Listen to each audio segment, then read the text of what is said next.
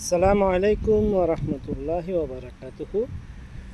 5 minutes টকে আপনাদের সবাইকে সাদর আমন্ত্রণ। আমি জাহিদ ফ্রান্সের রাঞ্চ শহর থেকে বলছি। আজকের আলোচ্য বিষয় সেনাবাহিনীকে ম্যাজিস্ট্রেসি পাওয়ার প্রদান প্রসঙ্গে। কিছুদিন পূর্বে বাংলাদেশের অন্তর্বর্তীকালীন সরকার সেনাবাহিনীকে ম্যাজিস্ট্রেসি পাওয়ার দান করেছেন। এই ম্যাজিস্ট্রেসি পাওয়ারটি কী? ম্যাজিস্ট্রেসি পাওয়ার হলো একজন নির্বাহী ম্যাজিস্ট্রেটের বিচারিক এবং দ্রুত কার্যকরণ সম্পাদনের যে ক্ষমতা রয়েছে তা কোনো ব্যক্তি বা সংস্থাকে প্রদান করা। বাংলাদেশ সেনাবাহিনী এর আগেও অনেকবার এই ম্যাজিস্ট্রেসি পাওয়ার পেয়েছিল। সাধারণত সেনা শাসন চলাকালীন সময়ে সেনাবাহিনী ম্যাজিস্ট্রেসি পাওয়ার পেয়ে থাকে। এছাড়া 1991 নির্বাচন, 96 ও 2001-এর নির্বাচন চলাকালীন সময় সেনাবাহিনীকে ম্যাজিস্ট্রেসি পাওয়ার দেওয়া হয়েছিল। বাংলাদেশ সেনাবাহিনী বিশ্বের পেশাদার ও চৌকস সেনাবাহিনীগুলোর একটি। জাতীয় বিপর্যয়ে এবং নিরাপত্তার সময়ে, বিশেষত প্রাকৃতিক দুর্যোগে, বন্যা, জলোচ্ছ্বাস, খরা, ভূমিকম্প এবং বিভিন্ন ন্যাশনাল ট্র্যাজেডিক পর্যায়ে আমরা সেনাবাহিনীকে সবসময় পাশে পেয়েছি। তাদের অবদান স্মরণ রাখার মতো। পক্ষান্তরে এই সেনাবাহিনীর হাতে দুইজন রাষ্ট্রপতির হত্যাকাণ্ড, একাধিক কুদেতা ও 11-র মতো অসাংবিধানিক রাষ্ট্র পরিচালনার অভিজ্ঞতা রয়েছে। সম্প্রতি ছাত্র জনতার অভ্যুত্থানের সময় ফ্যাসিস্ট হাসিনা সরকারের সহায়তায় আমরা সেনাবাহিনীকে জনতার উপর ওপেন ফায়ার করতে দেখেছি। আরও দেখেছি ইউএনের লোগোযুক্ত এপিসি ঢাকার রাজপথে নামানোর ঘটনা। এ সকলেরই উদ্দেশ্য ছিল আন্দোলনকে দমানো এবং হাসিনা রেজিমকে টিকিয়ে রাখা। প্রথম দিকে সেনাবাহিনীর অবস্থান জনগণের বিপক্ষে ও ফ্যাসিস্ট সরকারের পক্ষে হলেও কিছুদিন পরে আমরা দেখতে পাই নিম্ন ও মধ্য পর্যায়ের দেশপ্রেমিক সৈন্য ও অফিসারদের চাপের মুখে উচ্চপদস্থ সেনা কর্মকর্তারা জনগণের পক্ষে দাঁড়ানোর সিদ্ধান্ত নেয়। অন্যথায় গল্পের ইতিহাস অন্যরকমই হতো।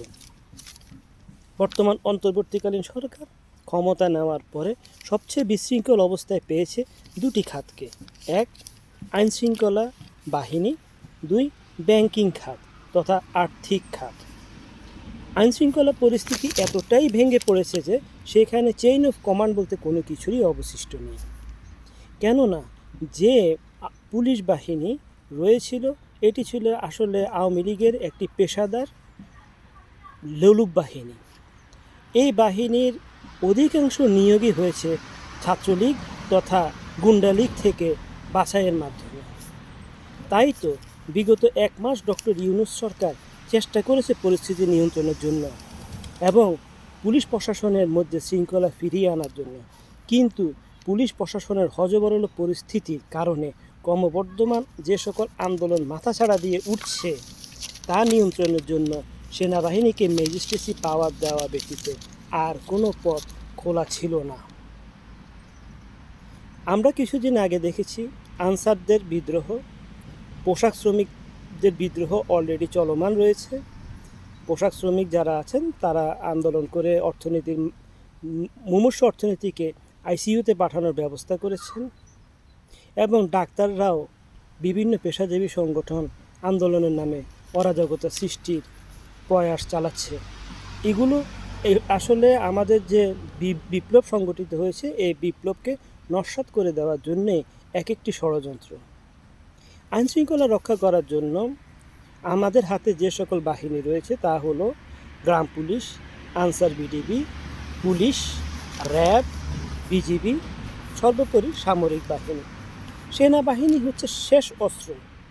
এরপর পরিস্থিতি নিয়ন্ত্রণের বাহিরে চলে গেলে সরকারের পতন ছাড়া আর কোনো পথ থাকে না। উদাহরণস্বরূপ চিকিৎসার শেষ ধাপ হলো লাইফ সাপোর্ট। লাইফ সাপোর্টের যদি ব্যর্থ হয় তাহলে রোগীকে মৃত ঘোষণা করা ব্যতীত আর কোনো উপায় থাকে না। সুতরাং সেনাবাহিনীকে ম্যাজিস্ট্রেসি পাওয়ার প্রদানের মূল উদ্দেশ্য হচ্ছে আইনশৃঙ্খলা পরিস্থিতির উন্নয়ন। এই ম্যাজিস্ট্রেসি পাওয়ার প্রদানের সুবিধাগুলো কী কী? বড় দাগে দুটি সুবিধা। 1. সেনাবাহিনী বর্তমানে মাঠ পর্যায়ে রয়েছে, কিন্তু তারা দ্রুত কোনো অ্যাকশান নিতে পারছেন না। কেননা তাদেরকে অ্যাকশান নেওয়ার জন্য প্রশাসনিক আইনগত জটিলতা তথা আদেশের অপেক্ষা করতে হয়। এই ম্যাজিস্ট্রেসি পাওয়ার মাধ্যমে সেনাবাহিনী দ্রুত অ্যাকশানে যেতে পারবে এবং তৃণমূল পর্যায়ে বিচারিক ক্ষমতা লাভ করবে, যা সমাজের ভিতর স্বস্তি ফিরিয়ে আনবে বলে আমার বিশ্বাস।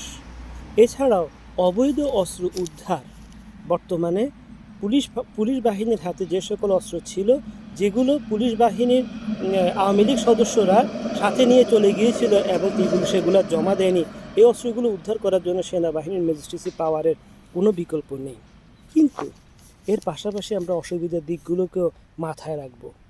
অপারেশন ক্লিন হার্টের সময় এই ম্যাজিস্ট্রেসি পাওয়ারের মিস ইউজের মাধ্যমে বিচার বহির্ভূত হত্যাকাণ্ডের যে কালচার চালু হয়েছিল, তা পরবর্তীতে গুম এবং গুমের কালচারে সংস্কৃতিতে রূপ নেয়। Magistracy power is a good tool to control and uphold the law and order situation promptly, but সমস্যা হলো যিনি ব্যবহার করবেন তার নৈতিক ও সততার উপর নির্ভর করে এই অস্ত্রটির, এই ক্ষমতাটির ব্যবহার ও প্রয়োগ।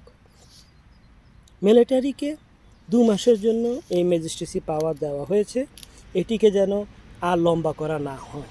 অর্থাৎ সেনাবাহিনীকে অবশ্যই চেষ্টা করতে হবে এই 2 মাসের ভিতরে আইনশৃঙ্খলা পরিস্থিতি কাঙ্ক্ষিত মানে নিয়ে আসা এবং এই 2 মাসের ভিতরে পুলিশ প্রশাসনকে একটি শৃঙ্খলা এবং চেইন অফ কমান্ডের ভিতর নিয়ে আসা।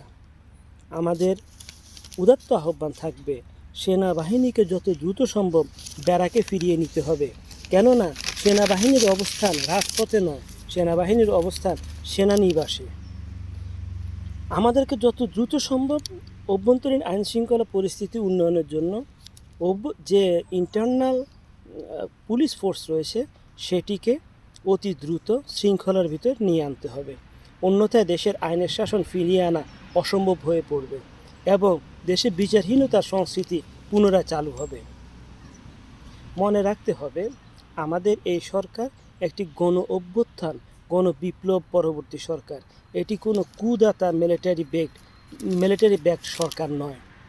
সুতরাং আমরা মিলিটারির প্রতি আমাদের আস্থা রয়েছে এবং বিশ্বাস রয়েছে, আমাদের দৃঢ় বিশ্বাস ওনারা 2 মাসের ভিতর যে ষড়যন্ত্রকারীরা রয়েছে তাদেরকে গর্ত থেকে বের করে নিয়ে আসতে পারবেন এবং আইনশৃঙ্খলা পরিস্থিতি একটি স্বাভাবিক পর্যায়ে নিয়ে এসে আমাদেরকে স্বাভাবিক জীবনে ফিরিয়ে আসার সুযোগ করে দিবেন। সবাইকে ধন্যবাদ, ভালো থাকবেন। আসসালামু আলাইকুম।